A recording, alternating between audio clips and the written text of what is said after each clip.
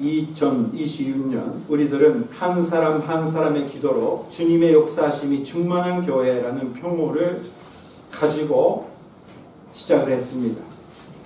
첫 주에는 첫 번째 주일날은 기도의 필요성을 확인했고, 지난주 두 번째 주일날은 기도의 내용, 우리가 드려야 되는 기도의 내용을 확인했습니다. 오늘은 세 번째로 쉬지 않고 기도하는 자가 되기 위해 필요한 믿음을 확인하겠습니다. 오늘의 본문 말씀이 보면 쉬지 않고 기도하라. 그 말씀을 들으면 우리는 바로 기도해야 된다라는 부담감을 받게 됩니다. 그러나 그 부담감, 힘들다, 안 하고 싶다, 그 마음을 먼저 우리는 버려야 됩니다. 왜 그러냐면 오늘 말씀에, 본문 말씀에 다음에 나오는 말씀의 후반 부분, 18절 후반 부분에 이것이 그리스도 예수 안에서 너희를 향하신 하나님의 뜻이니라라고 써 있습니다. 무슨 말이냐면 예수님을 믿고 예수님 안에 있는 우리들에게 언제든지 기도하게 만든 것이 하나님의 뜻이다라는 거예요. 사랑하는 형제자매, 예수님 믿고 구원받는 사랑하는 형제자매는 언제든지 하나님께 기도할 수 있는 특권을 받았습니다. 그리고 우리의 기도는 하나도 땅에 떨어지지 않고 하나님께 다 갑니다. 다 받아줘요. 다 들어주십니다. 다 응답해 주신다 아니라 그것만 아니라 그런 뜻이 아니라 다 듣고 계신다는 거지. 엄청난 특권을 받으셨어요. 축하드립니다. 하나님이랑 연결되었다는 거예요. 그거를 먼저 알고 이제 우리는 그걸 먼저 알면서 기도해야 되는 것입니다. 17절 말씀 보겠습니다. 오늘 본문 쉬지 말고 기도하라. 쉬지 않고 기도하라라는 뜻입니다. 근데 이것은 계속 소리를 내어 기도하는 것을 말을 하는 거 아닙니다. 그것만 말하는 거 아닙니다. 쉬지 않고 기도한다라는 것은 뭐냐면 첫 번째는 마음을 하나님께 계속 향하는 상태를 말합니다. 마음을 하나님께 향하는 것. 우리들은 결심이 없이 믿음이 없이 매일매일 신앙생활을 할 때 마음이 금방 하나님 잊어버립니다. 오늘 예배 드리고 이 예배단에서 엘리베이터 타는 중간에 하나님을 잊어버릴 겁니다. 무슨 말 아시죠? 우리 다 그런 연약한 존재, 그거 나쁜 거 아닙니다. 그러나 우리들은 이제 자기를 훈련해서 마음이 언제든지 하나님께 향한 그런 마음을 가져야 된다라는 연습을 하면 아주 하나님이 가까이 되고 우리 마음속에 계시는 성령님과 함께 있는 그런 느낌을 느끼면서 살 수 있게 됩니다. 그러면 어떻게 됩니까? 아주 쉽게 하나님께 기도하고 하나님께 말하고 산당하고 사는 자가 됩니다.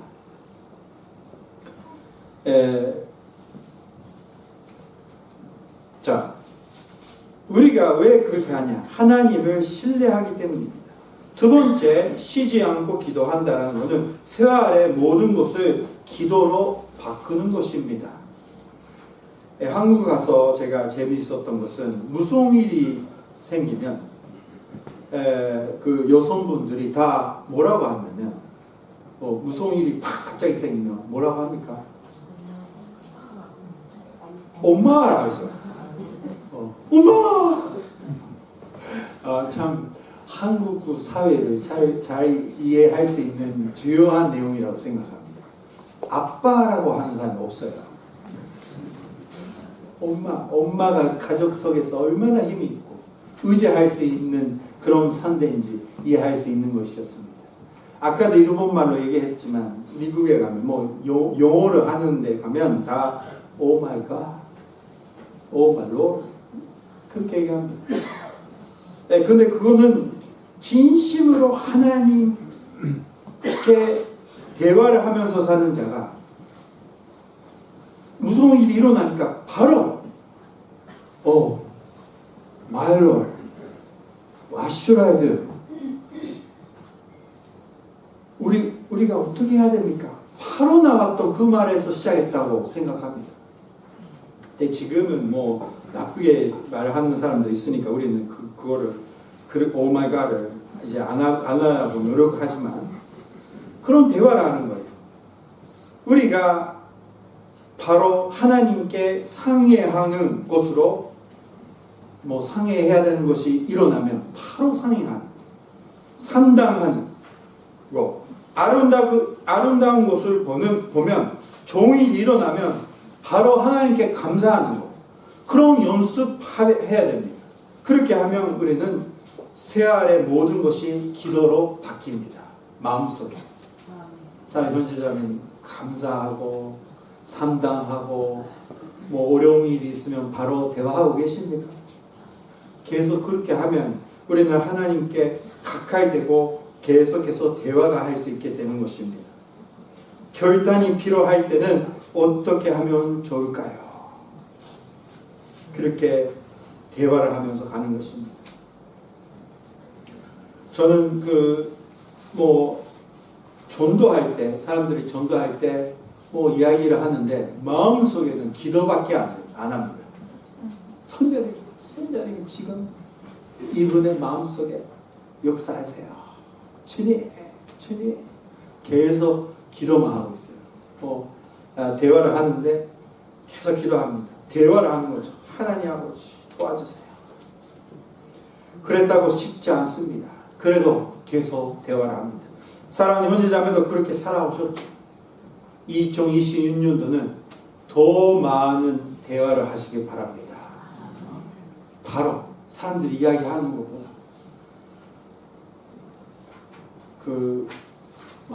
남자 여자 그렇게 차이가 있는 이야기를 하면 오해를 될 것 같은데, 저와 같이 사는 분이 문에 들어오면 계속 이야기를 하십니다. 보고를 하는데요. 근데 요즘에 제가 또 귀가 안 들려요. 그러니까 들어와서 뭐 얘기하고 있어요. 보고를 하고 있는데 안 들려요. 그러니까 맨날 뭐라고 안 들려 하면 또 화를 내셔요. 당신은 왜 듣고자 하는 마음이 없냐? 그러니까 아니 귀가 안 들리니까 또 크게 말라 해달라. 이 대화를 얼마나 했는지 몰라요. 근데 아무튼 제일 가까운 분한테 보고를 하고 싶어서 얘기하는 거죠. 우리들은 다 얘기하고 싶은 이런 일이 일어났구나. 전화해야지. 친구 얘기해야지. 근데 그거를 순서로 바뀌어서 하나님으로 바뀌시면 됩니다. 안 하고 싶은 사람도 있겠지만 재미없잖아 그러면. 욕을 못하잖아. 이렇게 얘기하면 모르지만. 근데 그걸 하나님 바뀌면 쓸데없는 쓰다거리 없어집니다. 잘못된 말도 없어지고 오히려 하나님과 대화하면 손잔대고 하나님이 우리를 잘 인도해 주십니다. 자, 그리고 포기하지 않고 계속 기도하는 것도 물론 들어있습니다. 쉬지 말고 기도하라. 예수님은 누가복음 18장 1절 말씀 속에 이렇게 말씀하셨습니다. 항상 기도하고 낙심하지 말아야 할 것. 항상 기도하고 낙심하지 말아야 할. 그래서 이렇게 기도하라. 이렇게 가르쳐 주셨습니다. 하나님을 신뢰하고 하나님께 계속 간구하는 그런 마음을 가지고 쉬지 않고 기도하라라는 것입니다. 이제 무슨 말인지 이해되셨죠? 쉬지 않고 기도함으로 받은 축복이 있습니다. 많은 축복이 있어요. 거기서 두 가지만 보겠습니다. 쉬지 않고 기도하는 것. 17절에 쉬지 않고 기도하라. 첫 번째 우리가 받은 축복은, 최고의 축복은 모든 지각에 뛰어난 하나님의 평강을 얻는다라는 것. 받게 된다는 것. 끊임없이 기도하는 자가 받는 가장 큰 축복은 불안에서 해방됨과 하나님의 편안이 끊임없이 기도하는 자가 받는 가장 큰 축복입니다. 자, 빌립보서 4장 6절부터 7절 말씀 보니까 아무것도 염려하지 말고 다만 모든 일에 기도와 간구로 너희 구할 것을 감사함으로 하나님께 아뢰라. 그리하면 모든 지각에 튀어나 하나님의 평강이 그리스도 예수 안에서 너희 마음과 생각을 지키시니라. 최고의 축복입니다. 우리의 몸은 연약해지고 우리 살면서 사고가 일어나고 문제가 생기고 뭐 해야 되는 일도 있고 우리 체력이 떨어지고 이 세상에 살면서 좋은 일이 하나도 없습니다.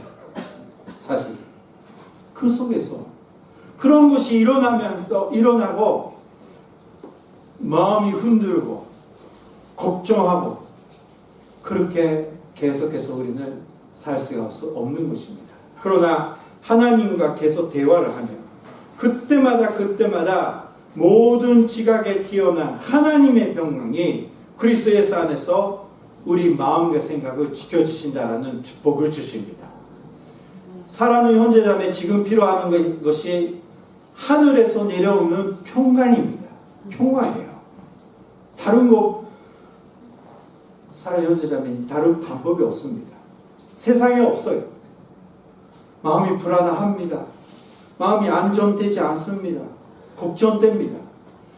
문제가 해결되는 것도 중요하지만 먼저 그 문제 속에 있는 우리 마음이 하나님이 지켜주시는 은혜를 우리가 받아야 되는 것입니다.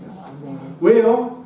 이 문제를 통해서 하나님의 영광을 나타내는 자로 살아가야 되니까 우리가.